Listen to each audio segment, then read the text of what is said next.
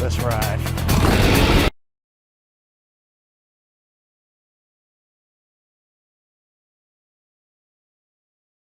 New developments this morning in the spy balloon saga. The Pentagon says it is aware of a new balloon over Latin America, adding, quote, "We now assess it is another Chinese surveillance balloon." This comes as the military is not ruling out shooting down the balloon that's now floating across the U.S. Here's CBS News correspondent Bradley Blackburn. The Chinese balloon was seen from the ground in Missouri Friday, moving in the sky over the St. Louis Arch. This thing is up in the sky. When it was spotted over Montana Thursday, citizens didn't know what to make of it. I have a bad feeling about this.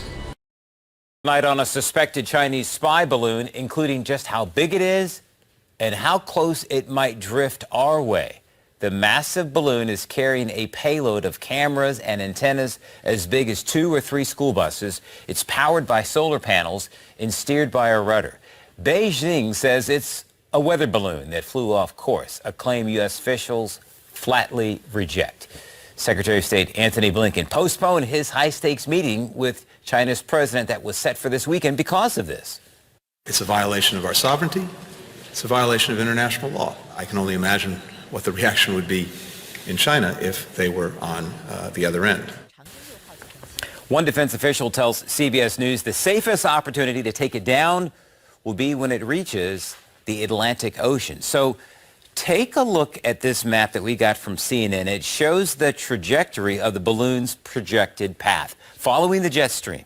And you can see it moving through Tennessee, the corner of Western Virginia, then across North Carolina, moving across the Outer Banks and out to the Atlantic. And a warning from Gastonia, North Carolina police. They posted on Facebook that if you see it, don't call police to report it. And they added, quote, "Please don't take pot shots at it with your handguns in an attempt to bring it down on your own," end quote. That's a real quote. We also have this quote. We reached out to Virginia Senator Tim Kaine about these balloons. We received a statement just minutes ago saying, quote, "The CCP's violation of U.S. sovereign airspace cannot be tolerated. I'm pushing for answers from the administration on how this happened and working with my colleagues on the next steps to ensure our nation is protected. We must do everything we can to keep Americans safe." Local Congresswoman Jen Kiggins just sent us this statement saying, quote, "China is one of the top threats facing our country. Next week, the House Armed Services Committee's first hearing under the new Republican majority will confront the dangers the Chinese Communist Party poses to U.S. national defense. We should be united in combating this threat to the American people." End quote. This is getting out of hand. Now there are 2 of them. Nope, it's not a bird, it's not a plane, it's a Chinese spy balloon, and it's within the borders of our country.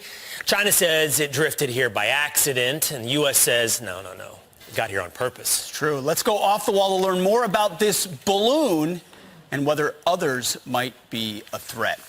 So we're going to start first with the course of this balloon. Now, we love this graphic showing what we know to be the trajectory. And Will, what's interesting is we know it emanated from China sometime in December, and it made a beeline not for the continental United States, but a state in the Union in Alaska that made its way through Canada. Various tracks have shown it coming over the Arctic Circle, but it always comes over the north like this, which I think there's 2 interesting things to point out about this. One, you said, why don't we shoot this thing down? And the argument has been, well, it could land on people, 400 square mile radius. These are some of the least populated areas here, including Alaska. You can imagine the Western Hemisphere. Including Alaska. But the secondary point is look at what's within the range. You would presume of something looking down from a spy balloon. And and there's some local weather reports. We should get Rick to do this, projecting the potential path. By the way, China says it's a jet stream thing. Yeah. Our agencies are saying, no, this is remotely controlled, likely unmanned, so it's not like there's somebody in it. It's helium-filled, can be controlled, solar-powered for the surveillance systems. And the Chinese spy balloon loaded with high-resolution cameras powered by solar panels, but Beijing insists it's just a weather balloon that simply veered off course. It's floating at about 60,000 feet, well above airspace, and the Pentagon says it doesn't pose a risk, but the option that some have called for, shooting it down, could endanger people on the ground, which is why the military hasn't taken action. But the question remains, what to do about it? I would like to get that thing out of the sky. I don't know exactly what the capabilities are, but certainly a surveillance balloon from China is not something we want over the airspace of the United States, and is really an affront to the sovereignty of the United States of America. The Pentagon says it expects it to linger in the U.S. for a... This is how legends are born.